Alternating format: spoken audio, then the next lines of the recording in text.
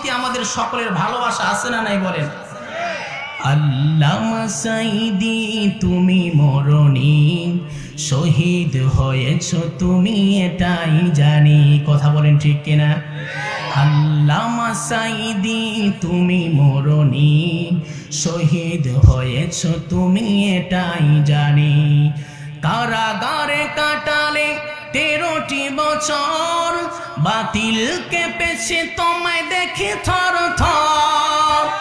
কারাগারে কাটালে 13টি বছর, বাতিল কেঁপেছে তোমায় দেখে থর থর।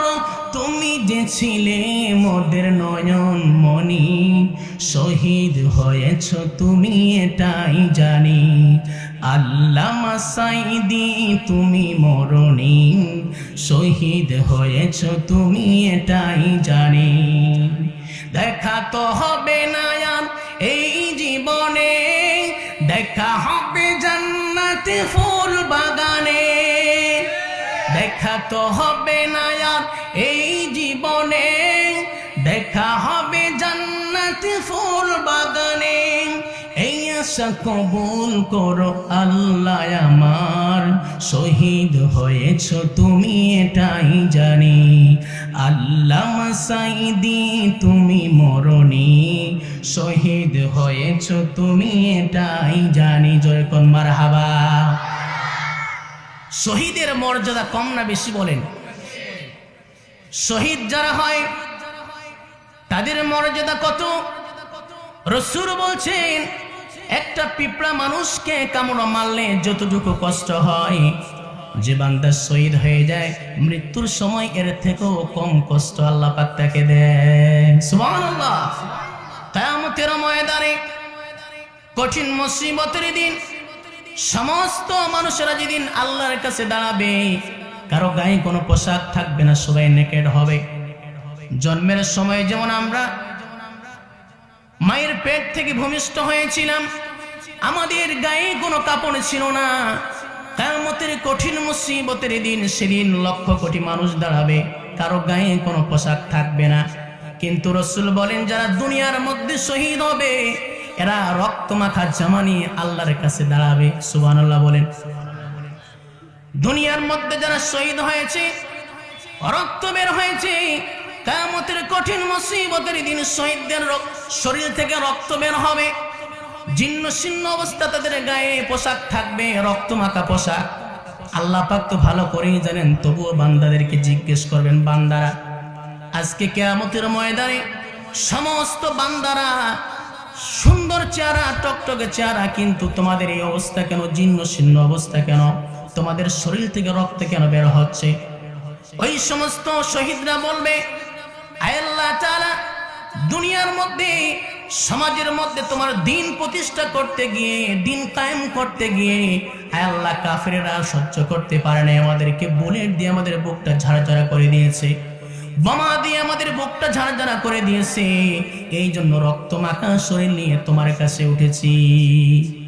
আল্লাহ রাব্বুল আলামিন শহীদদেরকে লক্ষ্য করে বলবেন, বান্দারা আজকে কিয়ামতের দিন সমস্ত বান্দাদের হিসাব হবে, কিন্তু তোমরা আমার রাস্তায় শহীদ হওয়ার কারণে তোমাদের বিনা হিসাবে আজকে জান্নাত দিয়ে দিলাম। বলি সুবহানাল্লাহ।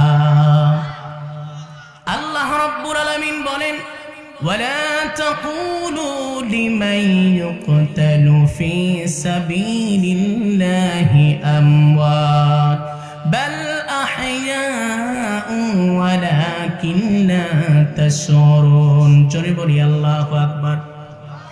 আল্লাহ নিজেই বলছেন, বান্দারা আমার রাস্তায় যারা মৃত্যুবরণ করে তাদেরকে তোমরা মৃত বলো না, বরং তারা জিন্দা আছে। জোরে বলি সুবহানাল্লাহ। আমার ভাইয়ের এই জন্য আলেমদেরকে যতই শহীদ করা হোক না কেন, যত শহীদ হবে, যেই জমিনের মধ্যে শহীদ হবে আলেমরা, সেই জমিনের মধ্যে দিন কায়েম করা সহজ হয়ে যাবে। ঠিক কিনা বলেন? ফেরাউন, নমরুদ তারা কিন্তু জুলুম করেছিল, মানুষের উপর টিকে থাকতে পারে নাই। আল্লাহ বলে, বান্দারে 5 বছরের ক্ষমতা পাওয়ার পরে তোমার চোখ উপরে উঠে গিয়েছে, কিন্তু আমি আল্লাহ তো হাইয়ুল কাইয়ুম, চিরঞ্জীবী চিরস্থায়ী, সমস্ত ক্ষমতার মালিককে বলেন। আল্লাহ পাক আমার ভাইয়েরা, ফেরাউন কিন্তু মানুষের উপরে তো জুলুম করেছিল, টিকে থাকতে পারেছে নাকি বলেন? নীল নদের মধ্যে চুবাইয়ে চুবাইয়ে আল্লাহ তাকে ধ্বংস করেছে, ঠিক কিনা? নমরুদ মানুষের উপরে জুলুম করেছিল, ন্যাংলা মশা দিয়ে আল্লাহ সাইজ করেছে। তুমি কত বড় মাস্তান হয়েছো। ফেরাউন একদিন স্বপ্ন দেখলো, যেই স্বপ্নের ব্যাখ্যা দিল স্বপ্নের ব্যাখ্যাকারগণ, মহারাজ আপনি যে স্বপ্ন দেখেছেন তার স্বপ্নে সেই স্বপ্নের ব্যাখ্যা হলো আপনার রাজ্যের মধ্যে বনি ইসরায়েল সম্প্রদায়ের মধ্যে এমন একটি পুত্র সন্তান জন্মগ্রহণ করবে যে সন্তানটা আপনার ক্ষমতা তছনছ করে দিবে। ফেরাউন তার ক্ষমতা টিকিয়ে রাখার জন্য হুকুম দিল, বনি ইসরায়েলের মধ্যে যত পুত্র সন্তান জন্মগ্রহণ করবে সমস্ত সন্তানগুলোকে হত্যা করো। আল্লাহ সেই ঘটনাগুলো কোরআনে কারিমে তুলে ধরেছেন, ইউযাব্বিহুনা আবনাআকুম ওয়া ইস্তাহয়িউনা নিসাআকুম। ফেরাউন পুত্র সন্তানগুলোকে জবাই করতে লাগলো, 1000 2000 নয়, 40,000 নবজাতক শিশুকে হত্যা করেছিল। কত হাজার? কিন্তু আল্লাহ যাকে বাঁচায় রাখতে চায় পৃথিবীর কোন শক্তি তাকে কি মারতে পারে? মূসা আলাইহিস সালাম মায়ের গর্ভে চলে আসলেন। মূসা আলাইহিস সালামের মা টেনশন করতে লাগলেন, আমার পেটের মধ্যে আমার সন্তান যখন ভূমিষ্ঠ হবে ফেরাউন জানতে পারলে তো মেরে ফেলবে। মূসা আলাইহিস সালামের মা টেনশন করতেছেন। আল্লাহ রাব্বুল আলামিন মূসা আলাইহিস সালামের মাকে ওহীর মাধ্যমে জানিয়ে দিলেন, ওয়া আওহাইনা ইলা উম্মি মূসা আন আরদিহি ফাইদা হিয়া খিফতি আলাইহি ফাআলকিহি ফিল ইয়াম ওয়ালা তাখাফি ওয়ালা তাহজানি। জোরে বলি আল্লাহু আকবার। হে মূসার মা, টেনশন করো না, চিন্তা করো না, তোমার সন্তান যখন ডেলিভারি হয়ে যাবে জান্নাত থেকে কাঠের বাক্স পাঠিয়ে দিব, সেই বাক্সে বন্দি করে তুমি তোমার সন্তানকে নীল নদে ভাসায় দিবা, আমি আবার তোমার সন্তানকে তোমার কোলে তুলে দিব। জোরে বলি সুবহানাল্লাহ। সন্তান যখন ভূমিষ্ঠ হয়ে গেল, আল্লাহ রাব্বুল আলামিন জিবরাইল আলাইহিস সালামের মাধ্যমে কাঠের বাক্স পাঠিয়ে দিলেন জান্নাত থেকে। সেই বাক্সের ভিতরে বন্দি করে মূসা আলাইহিস সালামের মা নদীর মধ্যে ভাসিয়ে দিলেন। ভাসতে ভাসতে এমন জায়গায় থেমে গেল যে জায়গায় ফেরাউনের স্ত্রী আসিয়া গোসল করার জন্য ঘাটের মধ্যে নেমেছে। ফেরাউনের রাজপ্রাসাদ ছিল নীল নদের পাশে। তার স্ত্রী আসিয়া আলাইহিস সালাম যখন গোসল করার জন্য ঘাটের মধ্যে নেমেছেন, দেখতে পেল সুন্দর কাঠের বাক্স, জিন্দেগিতে দেখে নাই।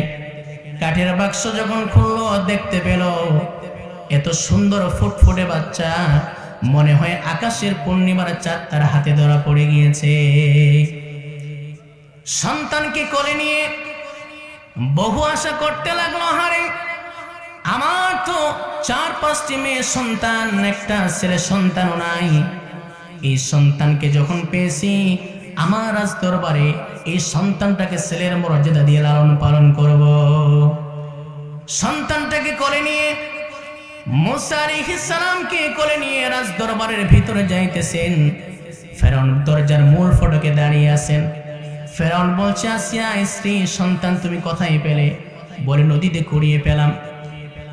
ও আমার স্বামী, আপনি দেখছেন সন্তানটা কত সুন্দর, কুররাতু আইনিল লি ওয়ালাক, এই সন্তান আপনার চক্ষু শীতলকারী, আমার চক্ষু শীতলকারী।